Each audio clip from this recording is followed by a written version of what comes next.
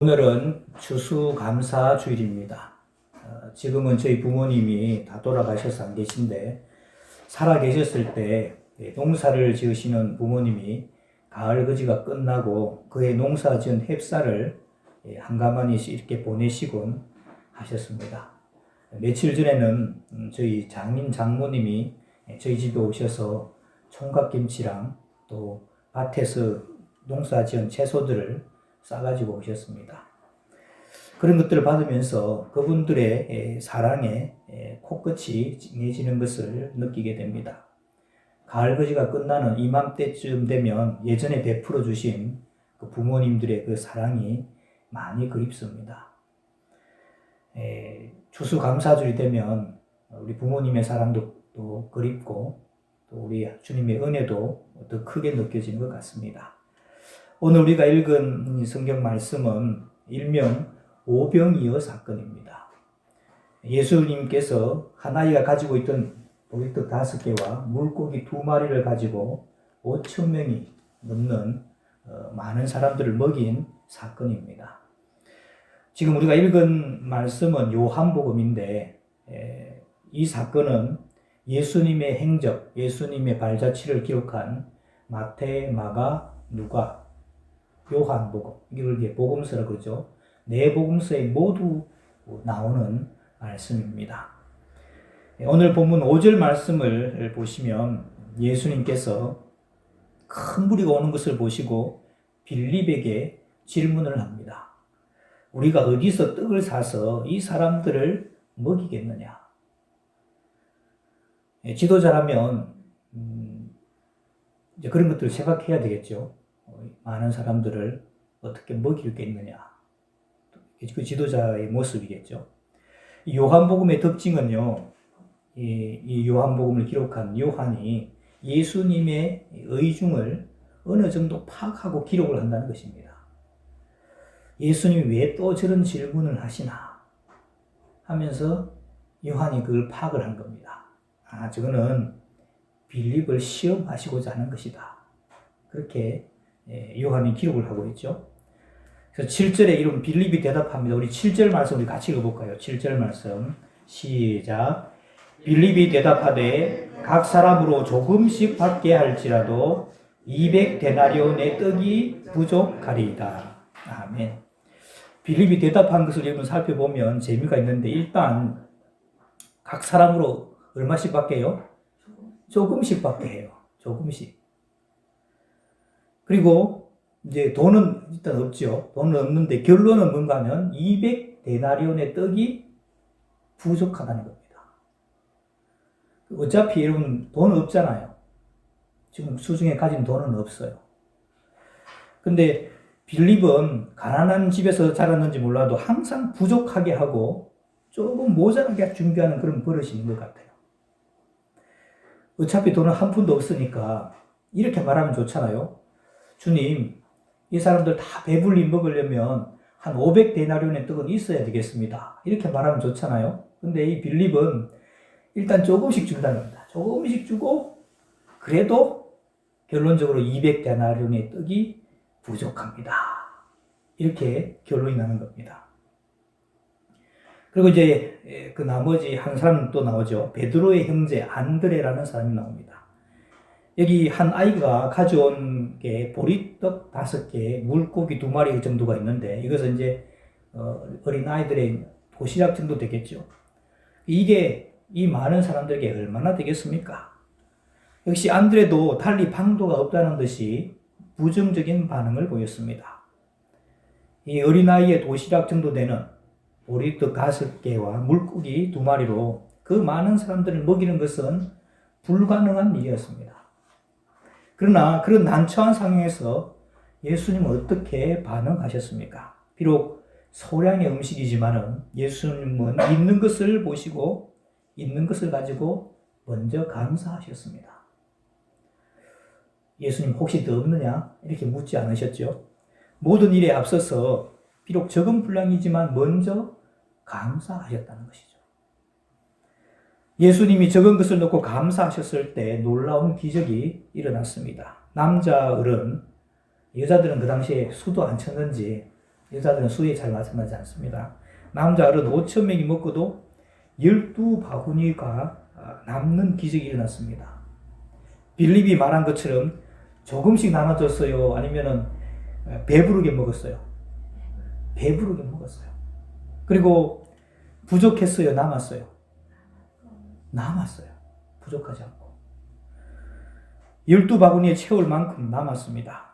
빌립에게 야 너는 왜 사고방식 맨날 왜 그 모양이냐 이렇게 나무래거나 따지지 않고 예수님께서는 이 사건을 통해서 빌립에게 확실한 교육을 해주신 겁니다. 지금 가지고 있는 것을 두고 감사했더니 더 풍성해지는 그런 기적을 경험했습니다. 사람들은 자기가 지금 가지고 있는 것은 잘 보지 못하고 나에게 없는 것 또는 다른 사람들이 가지고 있는 것에 더 관심을 가지고 그것을 보기 때문에 감사하지 못하고 비교하다가 불행하게 됩니다.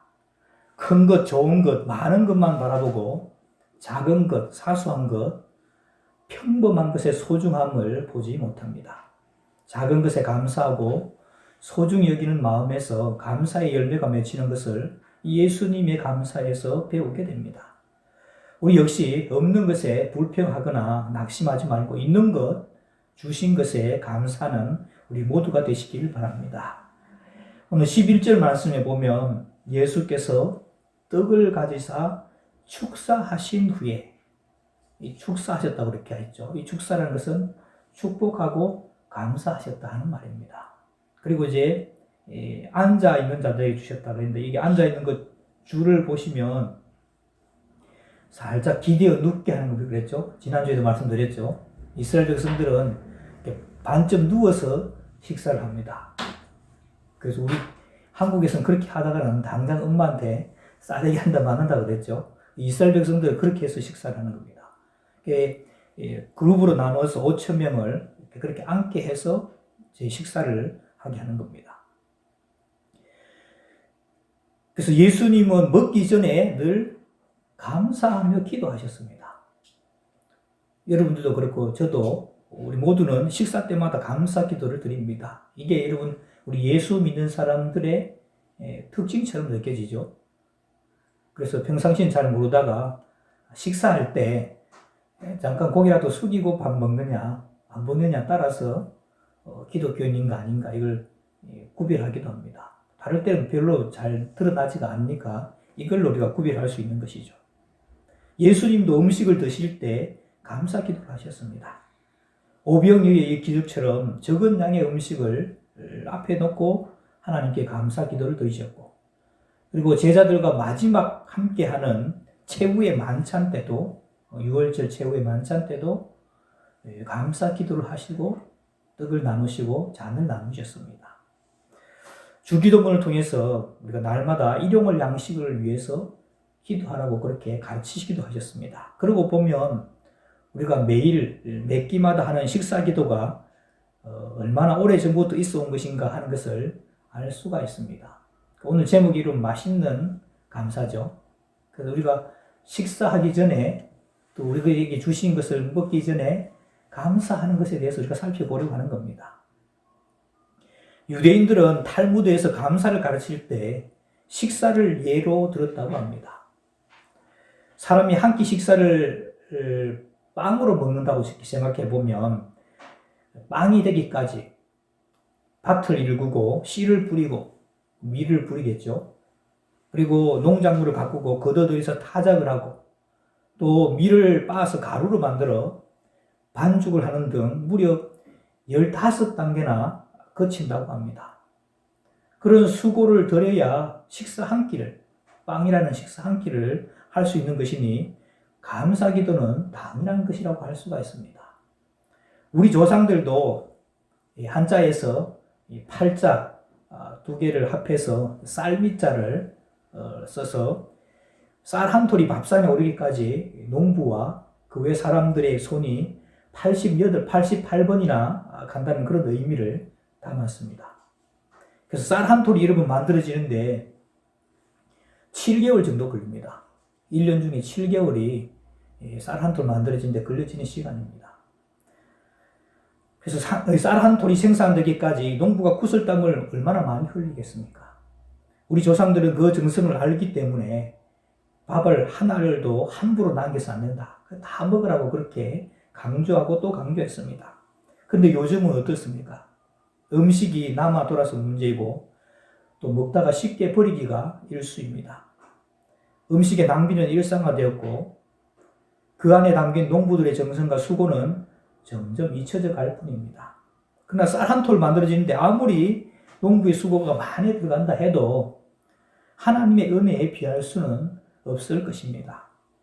그래서 누군가가 말하길 수학의 결실이 있는 것은 천연 혜택, 하나님이 주신 그런 혜택이라고 할 수 있겠죠. 이게 96%고 인공 혜택, 농부가 수고하는 것, 이게 4%라고 하겠습니다. 그렇다고 농부의 수고를 가소평가하는 것은 절대로 아닙니다. 저도 이제 농사를 지어봤고 농사꾼의 아들이니까 농부도 참 수고하는 것 이런 건 인정합니다. 다만 하나님의 도움이 없다면 농부의 수고도 헛수고라는 말입니다. 태양의 빛, 수분과 바람, 이슬 모두가 하나님께서 주시는 은총들입니다. 농사를 짓는데 꼭 필요한 4가지 요소가 토지, 흙이죠. 흙이 필요합니다. 그리고 씨앗이 있어야 자라지 않겠어요? 그리고 물입니다. 그리고 햇빛, 모두 없어서는 안 될 요소들입니다. 한 가지 요소만 빠져도 농사를 망칩니다. 근데 이 요소들은 모두 하나님으로부터 나오는 것이지 인간이 수고해서 얻을 수 있는 게 아닙니다. 흙, 이거 여러분 사람이 만들 수 있어요? 없죠. 그리고 씨앗도 이게 원래부터 있었던 것이지 이게 사람이 만들어서 생긴 게 아니다. 물론 사람들이 이게 조합을 해서 이것저것 합해서 새로운 걸 만들기도 하지만은 원래 있어야 거기서 뭐 조합을 할 거 아니겠어요. 이것도 여러분 사람에게서 나오는 게 아닙니다. 그리고 이 물이 있어야 되는데 하나님께서 알맞은 비를 주시고 또 적당한 햇빛을 내려주셔야만 농사를 지을 수가 있는 것입니다. 요즘 우리 대한민국 사람들은 예전만큼 쌀을 많이 먹지 않는다고 합니다. 우리가 봐도 그런 것 같아요. 그런데다가 우리 남한의 쌀 농사가 벌써 몇 년째 풍년입니다. 제가 봤을 때 한 10 몇 년 동안 풍년이 늦었어요. 최근에 이러면 흉년 들은 지 별로 없죠. 그래서 다른 물가는 자꾸 높아지는데 오히려 쌀값은 떨어진다고 농민들이 울상이 되고 또 정부에서 많은 양의 쌀을 사들여서 수요와 공급의 양을 어느 정도 맞추려고 노력을 하고 있습니다. 그런데 우리나라와 같이 붙어 있는 위도로 몇 도 차이 안 나죠? 북한은 어떤지 아십니까? 우리는 몇 년째 풍년인데 이 북한은 몇 년째 농사가 잘 안 됩니다. 그래서 늘 배고픔에 허덕이고 있습니다. 우리나라가 매년 쌀 농사가 풍년이 되니까 당연하다고 생각하는데 절대로 이런 당연하지가 않습니다. 그렇기 때문에 여러분 우리가 기도할 때마다 하나님께 감사해야 합니다. 올 한 해도 풍년을 주신 하나님 감사합니다. 비록 내가 수고해서 농사를 짓고 내가 수고해서 번 돈으로 음식을 사더라도 모든 일용할 양식은 하나님이 주신 그런 열매들입니다. 그래서 식사 때마다 모든 것을 주신 하나님께 감사를 드려야 합니다. 별미를 좋아하는 미식가 왕이 있었습니다. 어느 날 왕은 맛있는 식사를 한 후에 감탄하면서 말했습니다. 이제껏 먹어본 요리 중에 최고의 맛이다. 이 훌륭한 요리를 만든 요리사에게 내가 상을 주겠다. 요리사는 왕의 말을 듣고 아주 겸손하게 대답합니다. 폐하, 칭찬해 주셔서 감사합니다. 그러나 이 요리는 제 기술이 좋아서라기보다는 좋은 야채 덕분입니다.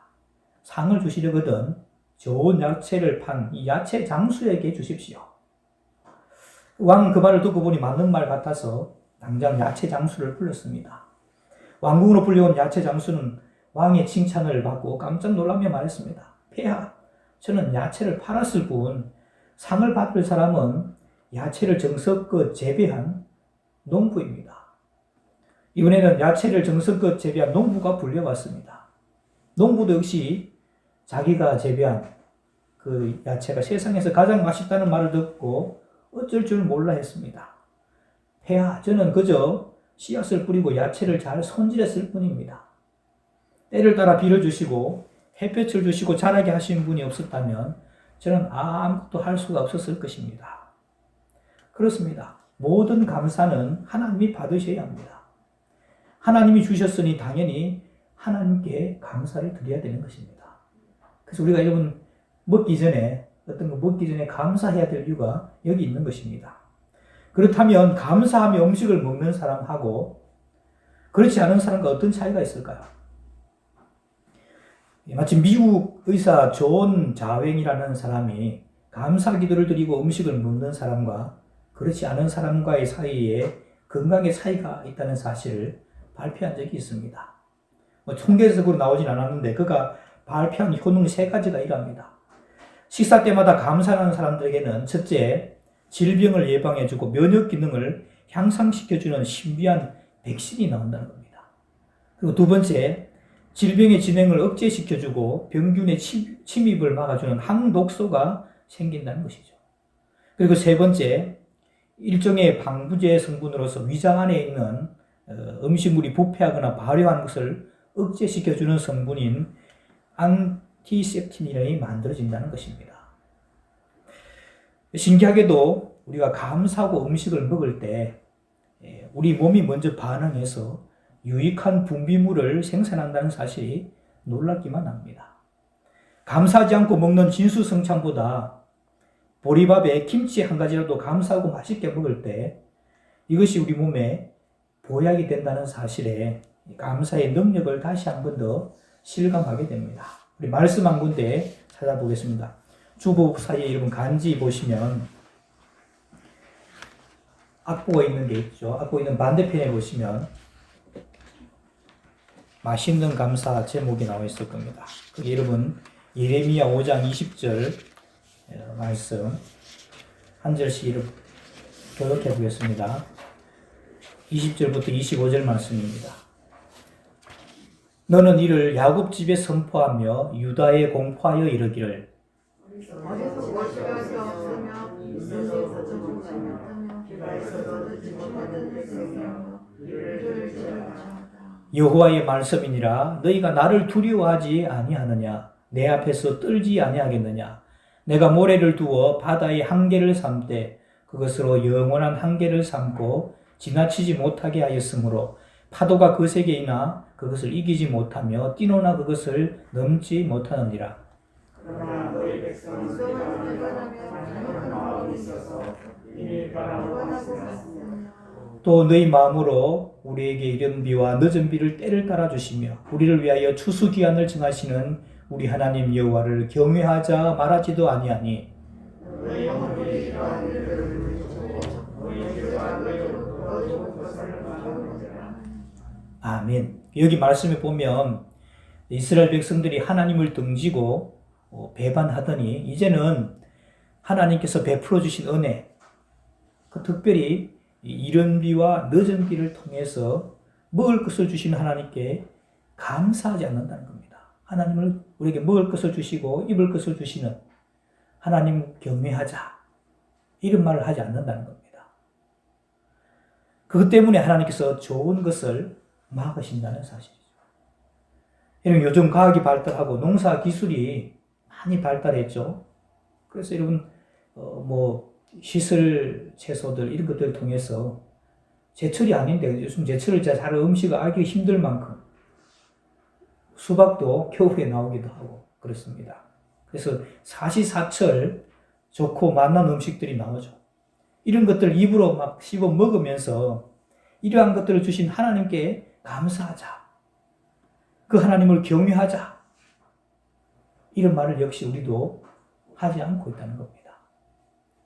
옛날 이스라엘 백성들이 하나님을 떠나더니 하나님께서 베풀어 주신 그 은혜, 이른 비와 늦은 비, 이른 비는 씨앗을 뿌릴 때 그 씨앗이 잘 발아하도록 그렇게 하는 게 이게 이른 비고, 늦은 비는 추수가 되기 직전에 마지막 비가 와서 곡식들이 잘 여물도록 하는 그런 비입니다. 이른 비와 늦은 비가 적당할 때 내리고 또 추수 기한을 정해 주시어서 사람들이 먹고 살도록 그렇게 해주셨는데 이런 것들에 대해서 그걸 지켜보면서 하나님 감사합니다. 그 하나님 경외하자 이런 말을 안 했더니 하나님께서 온갖 복을 빼앗았다는 겁니다. 오늘날도 마찬가지죠. 하나님께서 베풀어 주신 그 많은 은혜들을 우리가 누리고 있으면서 이런 것들이 당연하다고 그렇게 여기고 있다는 사실입니다. 그러면 하나님께서 우리에게 주신 그런 복을 빼앗아 가실지도 모르는 것이죠. 요즘 드라마나 뭐 이렇게 정규 프로그램 사이사이에 이런 광고들 보시면 이런 광고들 보신 적 있을 겁니다. 아프리카나 뭐 이런 환경이 안 좋은 그런 데서 어린아이들이 태어났는데 뼈밖에 없죠. 백인이나 우리 나라 사람들이 그 아이들을 안고 있으면서 뭐 유니세프 이런 데 광고 나오면서 월 10,000원 후원하시면 이 아이들의 생명을 살릴 수가 있습니다. 이런 광고 많이 보셨죠. 그런 데 살고 있는 사람들이 꽤 많습니다. 사람들이. 우리는 이런 한끼 뭐 먹어도 되고 안 먹어도 되고 이렇게 살고 이렇게 있지만은 그런 것 때문에 생사가 걸려 있는 많은 사람들도 있다는 겁니다. 우리가 먹는 것 이게 당연한 것 같지만은 결코 당연한 것이 아닙니다. 하나님의 은혜인 것이죠. 하나님의 베풀어 주신 그 은혜를 잊지 않고 어떻게 보답할까 생각하며 감사하는 우리 모든 성도들이 되시기를 주님의 이름으로 축원합니다. 여러분, 이 식탁 앞에서의 감사기도, 오늘 밥 먹을 때 감사하는 기도에 대해서 우리가 말씀드렸는데 좋은 기도가 있어서 이걸로 제가 마지막 기도하고 기도하겠습니다. 식탁 앞에서의 감사기도. 사랑의 하나님 아버지, 일용할 양식을 주셔서 감사합니다. 이 음식을 먹고 육신이 건강하고 믿음이 더욱 자라며 날마다 성령 충만한 생활이 이어지게 하옵소서. 끼니 때마다 정성껏 음식을 준비하는 아내의 손길 위에 복을 주시되 우리의 곳간이 마르지 않도록 하옵소서. 이 식사 시간이 음식만 먹는 시간이 아니라 행복과 사랑을 나누어 먹으며 서로에게 힘을 공급하고 하나가 되는 축복의 자리가 되게 하옵소서. 예수님의 이름으로 기도합니다. 아멘. 기도해도 좋죠. 기도도 이러면 이 기도를 함께 기도했으면 좋겠고, 그래서 우리가 우리에게 베풀어 주신 먹는 것 늘 먹어서 또 이것도 먹나 이렇게 하는 것이 아니라 우리에게 먹을 것을 주신 그 하나님 앞에 늘 감사하는 우리 모두가 되시기를 주님의 이름으로 축원합니다. 기도하겠습니다. 하나님 아버지 감사합니다. 주님께서 베풀어 주신 은혜로 오늘 여기까지 왔습니다. 때로는 그 은혜를 잊어버리고 살 때가 많습니다. 특별히 우리에게 이른 비와 늦은 비를 주시고 추수할 기한을 주셔서 먹을 양식이 있게 하심에 감사를 드립니다. 주님이 주시는 이 모든 것들이 당연한 것이 아니고 하나님의 은혜임을 다시 한 번 더 생각하며 감사하는 저희들 되게 하여 주옵소서. 예수님의 이름으로 기도하옵나이다. 아멘.